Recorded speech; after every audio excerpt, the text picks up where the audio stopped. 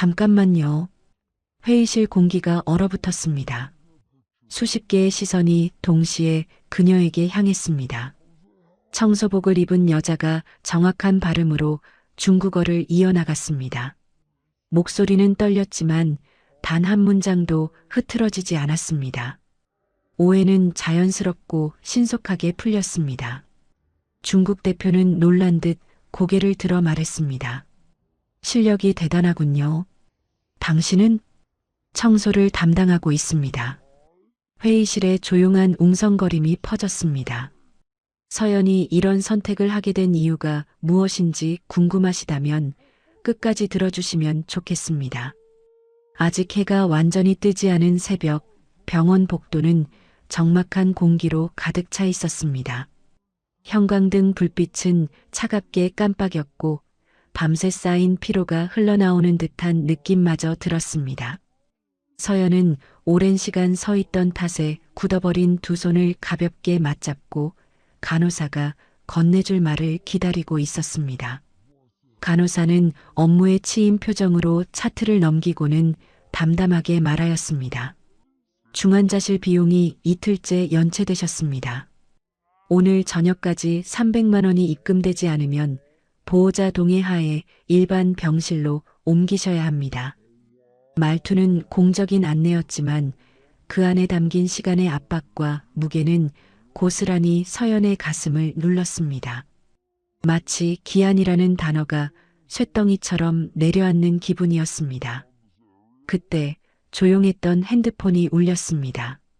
진동은 길고도 무겁게 이어졌고 화면에는 익숙한 번호가 떠 있었습니다. 대출업체였습니다. 한서연 고객님, 오늘까지 미납 금액 정리 부탁드립니다. 불이행 시 직장으로 방문할 수도 있습니다. 습관처럼 고개를 숙인 채 통화를 끄는 순간 서연은 복도 창문에 비친 자신의 얼굴을 바라보았습니다. 한숨이 묵직하게 흘러나왔습니다. 그녀의 하루는 언제나 이렇게 시작되었습니다. 오늘도 크게 다르지 않았습니다. 하지만 이날은 그녀의 인생을 통째로 흔들어 놓는 거대한 파도의 시작이기도 하였습니다. 회사 로비는 아침 해가 건물 유리창을 비추며 은은한 빛을 뿜어내고 있었습니다. 직원들은 바쁜 걸음으로 지나갔고 서연은 청소도구를 밀며 바닥을 꼼꼼히 닦고 있었습니다. 바로 그때였습니다. 장민우 대표가 고급 커피잔을 들고 비서들과 함께 느긋한 표정으로 복도를 지나갔습니다. 그의 발걸음은 여유로웠고 주변 공기마저 자신 중심으로 돌게 하는 듯한 오만함이 배어 있었습니다. 그 순간 대표의 손목이 가볍게 흔들리며 커피가 서연 앞에 쏟아졌습니다. 바닥 위로 번지는 진한 커피 냄새. 수증기처럼 올라오는 열기 속에서 장민우는 담담하게 말하였습니다. 미안하네. 치워줘요. 그러고는 시선을 돌린 채 비서에게 낮게 웃으며 말했습니다. 청소일은 참 편하겠어. 머리 쓸 일도 없고. 비서는 마지못해 웃어 보였고 그 웃음소리가 복도 끝까지 퍼졌습니다. 서연은 무릎을 꿇었고 걸레를 쥔 손이 저릿할 만큼 꽉 조여졌습니다. 눈물이 차올랐으나 흘러내리기 전 조용히 삼켰습니다. 회의실에서도 상황은 비슷했습니다. 서류 더미를 치우다가 떨어진 문서를 발견해 조심스레 알려주려 했던 순간 한중간 관리자가 매서운 목소리로 말했습니다. 청소부가 회의에 끼어들지 마시고 본인 일이나 하세요. 사람들 사이에서 킥킥거리는 웃음이 퍼졌고 서연은 손끝이 떨린 채 뒤로 물러났습니다. 출근부에 도장을 찍으려던 순간 관리자가 아무렇지 않게 말했습니다. 어제 화장실 청소 불량으로 3만 원 감봉입니다. 확인하세요. 도장이 찍히는 소리는 유난히 크게 들렸습니다. 서연은 그 종이를 멍하니 바라봤습니다. 300만 원 오늘도 방법이 없는데 멈추고 싶었지만 멈출 수 없었습니다. 이날 아침의 작은 균열은 그녀의 인생 전체를 뒤흔들 균열의 시작이었습니다. 중국 투자사와의 수백억 계약 회의가 있는 날이었습니다. 서연은 회의실 뒤편에서 최대한 조용히 움직이고 있었습니다. 그녀의 존재는 보이지 않되 흔들려서는 안 되는 그림자 같았습니다. 통역사는 긴장한 듯 말끝을 잇지 못했습니다. 중국 대표는 점점 얼굴이 굳어갔습니다. 이 조건은 우리가 요구한 것이 아닙니다. 통역사는 제대로 옮기지 못했고 관리층은 불안한 눈빛을 서로 교환했습니다. 그러나 회의실에서 유일하게 모든 내용을 정확히 이해하는 사람은 서연이었습니다. 그녀는 중국어와 상하이 방언까지 능숙하게 알고 있었습니다. 하지만 지금의 그녀는 누구에게 인정받을 위치도 아니었고 스스로 입을 열 용기도 없었습니다. 어제 들은 말이 가슴을 꽉 틀어막고 있었습니다. 청소부 주제에 중국 대표는 결국 회의를 중단하고 자리에서 일어나려 했습니다. 공기가 무겁게 뒤틀렸습니다. 서연은 어머니의 병상을 떠올렸습니다. 요양원에서 들었던 무정한 목소리들, 중환자실 비용, 연체 독촉.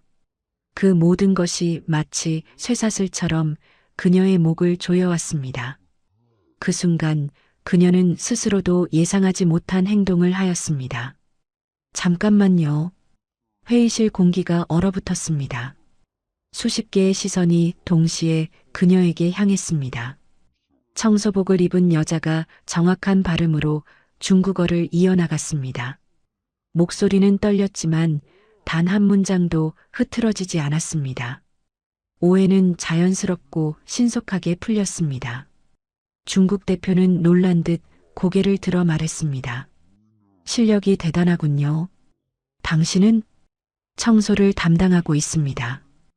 회의실에 조용한 웅성거림이 퍼졌습니다. 장민우의 얼굴에는 당혹과 불쾌가 뒤섞인 미묘한 표정이 스쳤습니다. 그날 점심 서연은 복도 끝에서 도시락을 먹으며 들려오는 독촉 전화를 조용히 바라보았습니다. 도시락 뚜껑은 오래된 자국들로 긁혀 있었고 김치볶음밥 냄새가 허공에 희미하게 번졌습니다. 하지만 그녀의 마음속 공기는 그보다 더 메말라 있었습니다. 평사원 발령을 받아 책상 하나를 갖게 되었지만 청소 업무도 계속해야 했습니다. 낮에는 번역 업무를, 오후에는 복도 청소를, 밤에는 화장실을 맡았습니다.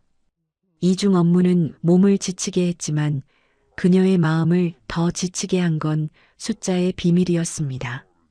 외부 보고서에는 15억, 내부 장부에는 10억. 누군가가 돈을 빼돌리고 있다. 그 순간 회계팀의 김도희가 다가와 조용히 말했습니다. 저도 사실 이상하다고 느꼈어요. 그런데 말하면 계약 연장이 어려워질까봐. 도희의 작은 목소리는 씁쓸하게 떨리고 있었습니다. 그 무렵 중국 파견 담당자 리웨이가 서연에게 물었습니다. 상하이에 가본 적 있으신가요? 발음이 그쪽 방언에 가깝습니다. 서연은 잠시 멈추어 숨을 골랐습니다. 오래전에 있었던 일입니다. 그녀의 눈빛에는 말하지 않은 이야기들이 잠겨 있었고 리웨이는 그 눈빛을 오래 바라보았습니다. 지하 자료실은 오래된 시간의 냄새로 가득한 공간이었습니다.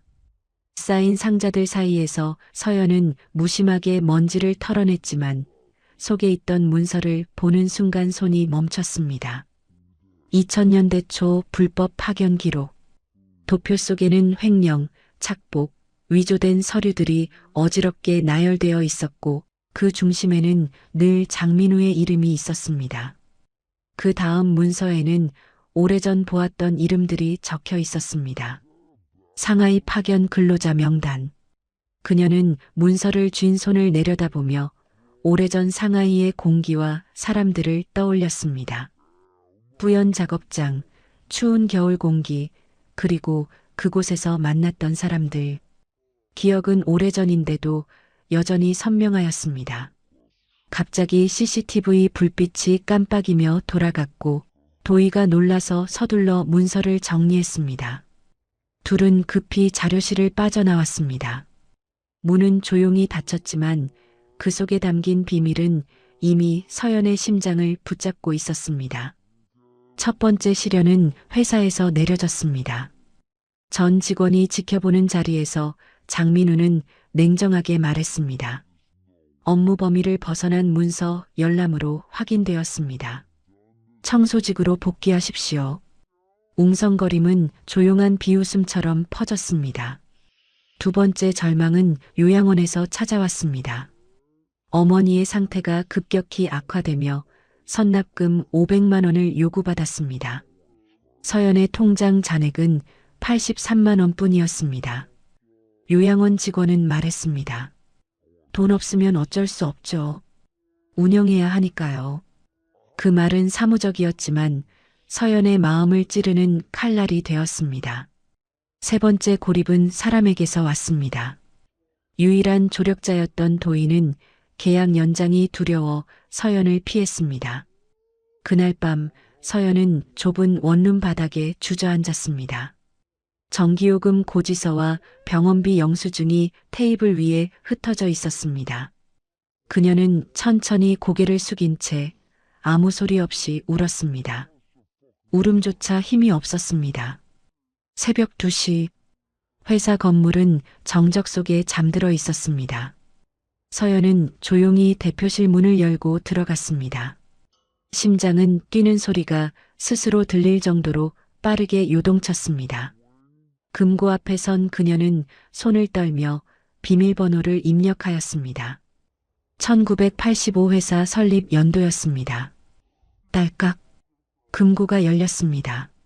안에는 이중장부, 불법 파견 계약서, 비자금 계좌 사본, 요양원 횡령 내역까지 가득 들어 있었습니다. 서연은 핸드폰을 꺼내어 하나씩 사진을 찍었습니다.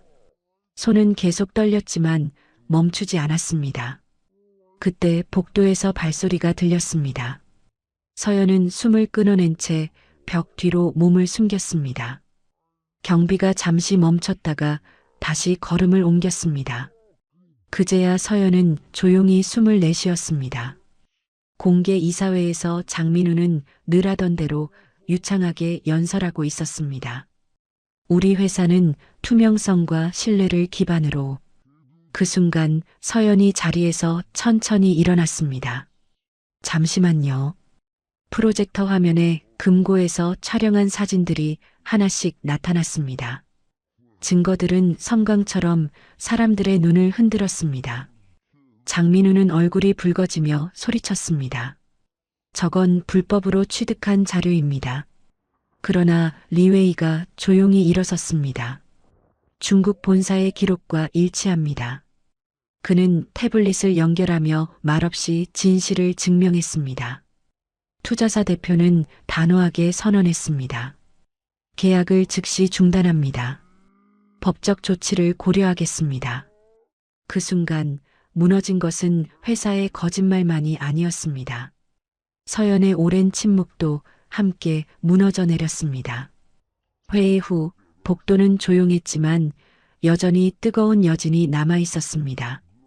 리웨이가 서연에게 한 장의 문서를 건넸습니다. 여기 제 어머니 이름이 있습니다. 서연은 이름을 보자마자 숨이 멎었습니다. 박미선 씨? 네. 어머니가 예전에 상하이에서 도움을 받으셨다고 했습니다. 힘든 시절 어떤 한국 언니가 도와주었다고 그래서 제 한국 이름을 그분 성에서 따왔다고 하셨습니다. 리웨이는 조용히 말했습니다. 제 한국 이름은 이한웅입니다. 서연은 입술을 떨며 말했습니다. 그 아이가 당신이었군요. 시간을 건너온 인연은 그렇게 조용히 이어졌습니다. 투자사 대표는 서연에게 말했습니다. 내부 고발에 대한 정당한 보상을 드리겠습니다. 그리고 우리 지사의 컴플라이언스 담당으로 함께 일해 주시겠습니까? 연봉은 지금의 5배 정도 될 것입니다. 경제적 어려움은 단숨에 벗어났습니다. 어머니의 치료 역시 새 지원으로 안정되었고 더 좋은 치료법을 적용할 수 있었습니다. 며칠 뒤 회사 로비에서 도희는 서연에게 달려와 꼭 안았습니다. 언니 정말 대단했어요. 저 같으면 절대 못했을 거예요. 과거 서연을 무시하던 중간 관리자는 조용히 다가와 고개 숙였습니다. 정말 죄송했습니다. 박수는 없었지만 조용한 존중이 공간을 채웠습니다. 6개월 뒤 서연은 단정한 정장을 입고 회사 건물로 들어섰습니다. 같은 공간이었지만 이제 그녀의 걸음은 더 이상 작고 조용하지 않았습니다. 복도 끝에서 리웨이가 기다리고 있었습니다. 어머니, 오늘 점심 같이 하실래요? 서연은 잠시 놀란 듯 멈췄다가 따뜻한 미소를 지었습니다. 그래, 같이 먹자. 햇살이 두 사람 위로 부드럽게 내려앉았습니다. 그날의 빛은 서연의 새로운 삶을 조용히 축복해주는 듯 했습니다.